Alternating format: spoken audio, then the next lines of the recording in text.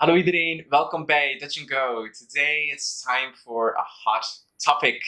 The differences between Dutch and Flemish.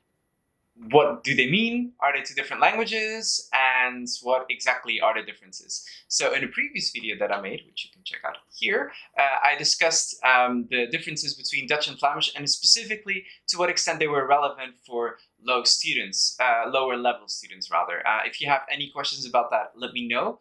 But in general, just to recap, Flemish and Dutch, the differences between those two variations of the language, honestly, it really doesn't matter all that much, okay? It's only once you start to get to a higher level, so like B1, where, I think you should sort of make a choice which variation of the language you want to sort of focus on, because also that will ultimately also then determine cultural exposure and other things basically, and also depending on if you want to move and what motivations you have for learning Dutch, basically that. So just to repeat, because there were so many myths and questions and comments about this in the previous video that I made about this. So no, Flemish and Dutch are not two different languages. I cannot emphasize this enough, okay? And just to be clear, so we have one standardized Dutch that we speak in the Netherlands and in the Flemish part of Belgium, which is called Dutch. And then we have the variation, the official standardized variation of Dutch as spoken in the Netherlands, which from now on I'll refer to as Dutch, okay? In Dutch it would be called Nederlands. And then we have Dutch spoken in Flanders, also completely standardized, officialized, which is Flemish Dutch. Then there are many spoken informal variations, both in the Netherlands and in Flanders, which are not necessarily standardized, okay? But today I'm only going to be talking about what is standardized. Standardized Flemish Dutch, standardized Dutch. There's no such thing as something being more correct than the other. None is superior over the other. None of that, okay? It's just about what is spoken and what is said where, okay? So today I'm going to talk to you about 5 major differences for higher level students that you should be aware of. The 5 major differences between basically Flemish, Dutch, and Dutch. So let's go.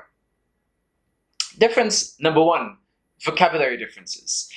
So this is the one that a lot of videos and online material tends to focus on, the differences in vocabulary between the two variations. And so just to please you, and because I know that everybody likes to hear about these differences, I'll just read out some words, some very common words, and just read them out to you how you would say them in the Netherlands versus Flanders. And so the first word I'll read out will always be in Dutch, and then the second one will be Flemish Dutch. So, sinaasappel, appelsien, jus d'orange, sinaasappelsap, or appelsiensap. Patat, frieten. Confusingly, aardappelen is sometimes also in Dutch and in Flanders as well, also sometimes known as patat. So patatten, just for the potatoes themselves in Flemish. Confusing, I know. Ijskast, koelkast. Zwager, schoonbroer. Schrikken, verschieten. Jam, confituur. Bonnetje, rekening. Tasje, zakje. Mooi, schoon. And this last one, by the way, is also confusing because schoon would of course mean clean as well in standardized Dutch, and but a lot of Flemish people tend to use schoon. This comes from an old medieval version, basically, of the language, okay? So these were some of the major vocabulary differences, and of course, on a higher level, it can be quite important to become aware of those, but really, I mean, for A1, A2, I don't think the differences really matter all that much, and they're sort of part of this mythology of like the big differences in, in between Flanders and the Netherlands. But all in all, it's sort of quite superficial, and normally, even if you use a Flemish word in the Netherlands, people would still understand you, and vice versa. They would just think, oh yeah, this person's from Flanders or from the Netherlands, and then whatever preconception they have about that person would, you get the drift.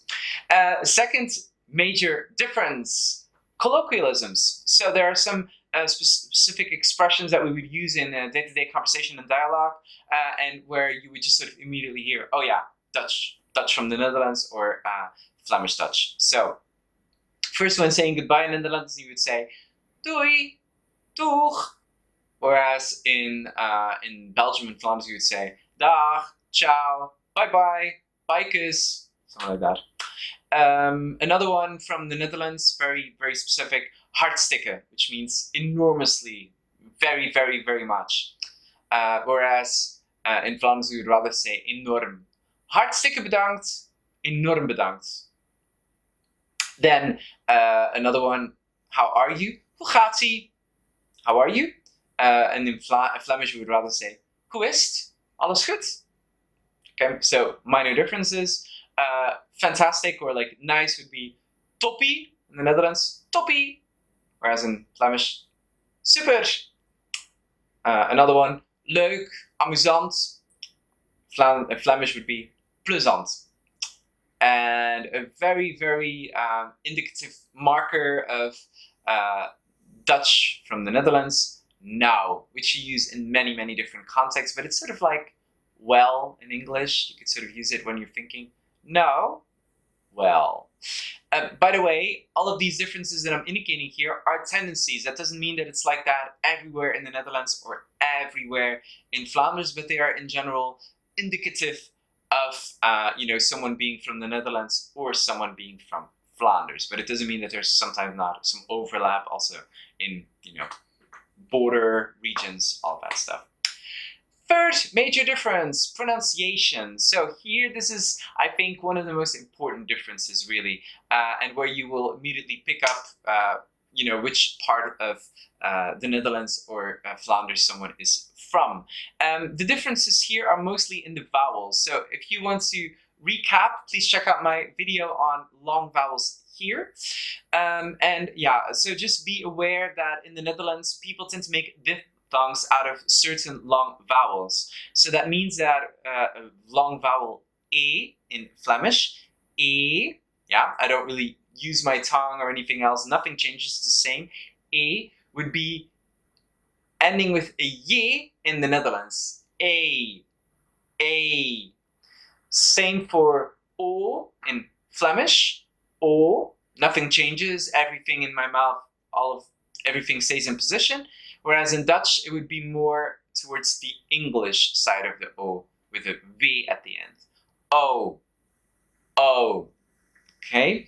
And then this also has an impact on the vowels, on the combined vowels rather. If you want to recap those, please check out my video here. So this would mean that, for example, a combined vowel like A, E, I, J, A, in Dutch would be I. So the starting position is, in this combination, my mouth is a little bit more open. So in Flanders, A. In Dutch, I. So it's a little bit harsher. Another one would be au, ou, au or au, which in Dutch would be a little bit also harsher with a starting position of a, au, koud, still koud, a. So it's a little bit more open. And then finally, which would be turned into a diphthong as well in Dutch, with a slight V at the end. Oh, it was leuk. Okay. Finally, there is a difference in the way that we would pronounce a combination of ui in Flemish, ui with a clear y at the end, whereas in the Netherlands and Dutch, it would be ending in a V. Au. So there are some minor differences, but these differences are also not so huge that they would really, have an impact on being understood in the Netherlands or Flanders when you speak with either one of these accents. But rather just be aware of those differences, and of course, it might help you to understand either Flemish or Dutch people better, depending on which pronunciation you're getting used and you're getting exposed to. That's why it's also only really relevant for higher level students to really think more about which variation of the language you want to focus on. Then difference number 4, cultural differences in formality and informality. I'll make a separate video about that, but just please remember that the Netherlands in general has a tendency to be more informal, a little bit more direct, whereas Flanders is a little bit more old school, more formal, and has a really weird way of using the U as well. But as said, that is for a separate video. But just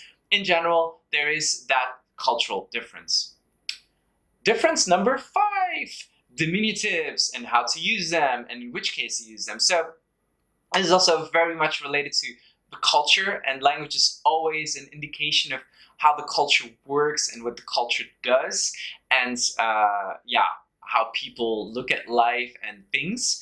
And the diminutive rule is very much an indication of differences between Flanders and the Netherlands as well.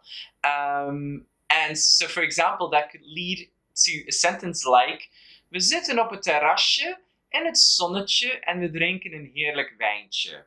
So this is a sentence that would be more likely to be uttered by Dutch people. Dutch people do tend to use diminutives a lot more. Diminutives you can easily recognize because they are the nouns that end in ye, and they're of course used to make things smaller. This has to do with the fact that there's a slight preference of Dutch people to like things that are sort of cozy and to describe them as such as well.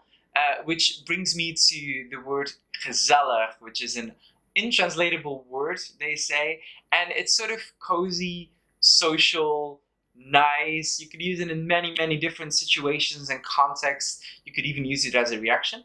Wil je een kopje koffie drinken? Ja, gezellig. Oh, yes, nice. Sounds lovely. Sounds very cozy. And the more diminutives used, the more an indication of it is of how gezellig a certain situation is.